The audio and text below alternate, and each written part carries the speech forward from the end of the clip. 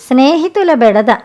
రామాపురం జమీందారు మానవేంద్రుడికి చాలామంది స్నేహితులు ఉండేవారు. వాళ్ళందరూ ఒక వేళాపాళ లేకుండా ఆయన చుట్టూ చేరి ఊకదంపు కబుర్లు చెబుతూ విసిగిస్తుండేవారు.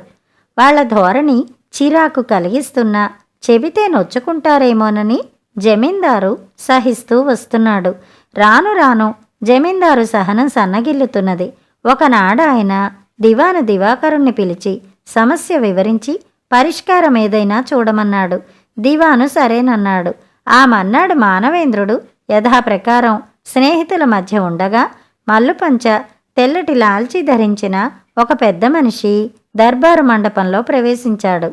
అతడు రావడాన్ని దూరం నుంచే చూసిన జమీందారు లేచి అతడికి ఎదురు వెళ్ళి కరచాలనం చేస్తూ భుజం మీద చెయ్యి వేసి తీసుకువచ్చాడు. జమీందారు మిగతా స్నేహితులు ఇదంతా ఆశ్చర్యపోతూ చూడసాగారు. ఆ వచ్చిన పెద్ద మనిషి వాళ్ల మధ్యనే కాసేపు కూర్చుని క్లుప్తంగా 4 ముక్కలేవో జమీందారుతో మాట్లాడి వెళ్ళి వస్తాను, సెలవిప్పించండి అని లేచి నిల్చున్నాడు. జమీందారు కూడా లేచి సింహద్వారం దాకా అతన్ని సాగనంపడానికి బయలుదేరాడు. ఆ పెద్ద మనిషి వెంట జమీందారు నెమ్మదిగా నడుస్తుంటే మిగతా స్నేహితులంతా అసూయతో అతగాడెవరో గాని జమీందారు ఎదురేగా ఆహ్వానించడం, ఇప్పుడు వెంట వెళ్ళి వీడ్కోలివ్వడం వింత అనిపిస్తోంది. ఇలాంటి స్వాగతం ఇన్నేళ్లుగా ఆయనతో స్నేహం చేస్తున్న మనలో ఏ ఒక్కరికైనా లభించిందా? దీన్ని బట్టి చూస్తుంటే మనకన్నా ముఖ్య స్నేహితులు ఆయనకున్నారని తేలిపోతోంది అంటూ గుసగుసలు ప్రారంభించారు. వాళ్ళ మాటలు చెవిన పడ్డ దివాను, మీకే కాదు నాకు జమీందారు గారి ప్రవర్తన ఆశ్చర్యం కలిగిస్తోంది. ఈ వచ్చిన పెద్ద మనిషి అమలేందుడనే ఆయనేమో అన్న అనుమానం కలుగుతోంది. జమీందారు గారికి పట్నంలో ఆ పేరుగల స్నేహితుడొక ఆయన ఉన్నాడు. ఆయన్ని గురించి జమీందారు గారు నాతో అప్పుడప్పుడు ఏదో చెబుతుండేవారు అన్నాడు. దివాను ఇలా అనగానే జమీందారు స్నేహితులంతా, ఏమిటి అమలేందుడా?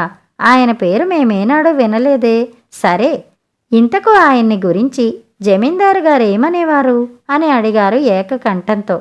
అందుకు దివాను, ఒకరు ఇంకొకరి ఇంటికి ఏ సందర్భంలో వెళ్ళినా అక్కడ ఎంతసేపు ఉండాలి అన్నదానికన్నా అక్కడి నుంచి ఎప్పుడు సెలవు తీసుకుని బయలుదేరాలి అన్నది తెలిసి ఉండడం చాలా ముఖ్యం. పట్నంలో ఉండే నా స్నేహితుడు అమలేందుడు ఈ విషయానికి చాలా ప్రాధాన్యత ఇస్తాడు అని అప్పుడప్పుడు అంటూ ఉంటారు అన్నాడు. దివాను దివాకరుడి మాటలు విన్న జమీందారు స్నేహితులకు కొత్తగా వచ్చిన ఆ పెద్ద మనిషికి జమీందారు నుంచి అలాంటి స్వాగతం ఎందుకు లభించిందో అర్థమైంది. వాళ్ళు అక్కడి నుంచి వెంటనే లేచి సింహద్వారం కేసి బయలుదేరారు. కొత్త స్నేహితుడిని సాగనంపి తిరిగి వస్తున్న జమీందారు తన పాత స్నేహితులంతా ఏకంగా సింహద్వారం కేసి పోతుండడం గమనించి చిరునవ్వుతో, ఏమిటి విశేషం, అందరూ వెళ్ళిపోతున్నారే అని అడిగాడు. అందుకు స్నేహితులందరూ ఏం జవాబు చెప్పాలో వెంటనే తోచక ఒక క్షణం ఆగి, మరేం లేదు, మన రాయణం గారు చాలా ముఖ్యమైన పని మీద పట్నం వెడుతున్నారు. ఆయన బయలుదేరే లోపల ఆయన్ను కలుసుకుని ఒక సంగతి చెప్పాలి. ఆ విషయం మరిచి చాలాసేపు ఇక్కడే ఉండిపోయాం, మళ్ళీ కలుసుకుంటాం అంటూ వెళ్ళిపోయారు. జమీందారు చిన్నగా నవ్వుకుని దివానుతో, మంచి పని చేశారు. మీరు గమనించే ఉంటారు, డబ్బు అధికారం ఉన్న ప్రతి వాళ్ళ చుట్టూ ఎందరో చేరి స్నేహితులుగా చెలామణి అవుతూ వాళ్ళ నుంచి ఏదో లాభం పొందేందుకు ప్రయత్నిస్తుంటారు. శత్రువులను ఎదుర్కోవడం కన్నా ఇలాంటి వాళ్లతో కూడిన వ్యవహారమే చాలా శ్రమకు కష్టానికి కారణమవుతుంది. మీరాడించిన నాటకం వల్ల సమయం సందర్భం తెలుసుకోకుండా ప్రవర్తించే స్నేహితుల బెడద కాస్త తప్పేలా ఉంది. చక్కగా నటించిన అమలేందుడి పాత్రధారికి ఏదైనా మంచి బహుమానం ఇద్దాం అన్నాడు. కథ సమాప్తం. సరికి సరి. రామయ్య సోమయ్యల పొలాలకు గట్టే అడ్డం. ఒక ఏడు ఇద్దరూ పంటలు కోసి కుప్పలు నూర్చి కళ్ళాలలో ధాన్యపు రాసులు పోసుకున్నారు. రామయ్య తన ఇంటికి భోజనానికి పోతూ, సోమయ్య, నేను తిరిగి వచ్చిన దాకా నా రాశి చూస్తూ ఉండు అన్నాడు. రామయ్య వెళ్ళగానే సోమయ్యకు దురాశ పుట్టింది. రామయ్య రాశి నుంచి 10 తట్టల ధాన్యం తీసి తన రాశిలో పోసేసుకున్నాడు.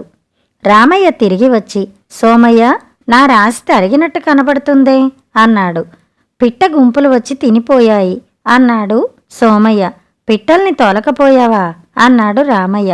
నువ్వు రాశిని చూస్తుండమన్నావు గాని పిట్టల్ని తోలమని చెప్పలేదుగా అన్నాడు సోమయ్య. తర్వాత సోమయ్య భోజనానికి పోతూ, రామయ్య, నా రాశి మీద పిట్టలు గాని వాలితే తోలు అని ఇంటికి వెళ్ళిపోయాడు. రామయ్య అతని రాశిలో నుంచి 20 తట్టల ధాన్యం తీసి తన రాశిలో పోసుకున్నాడు.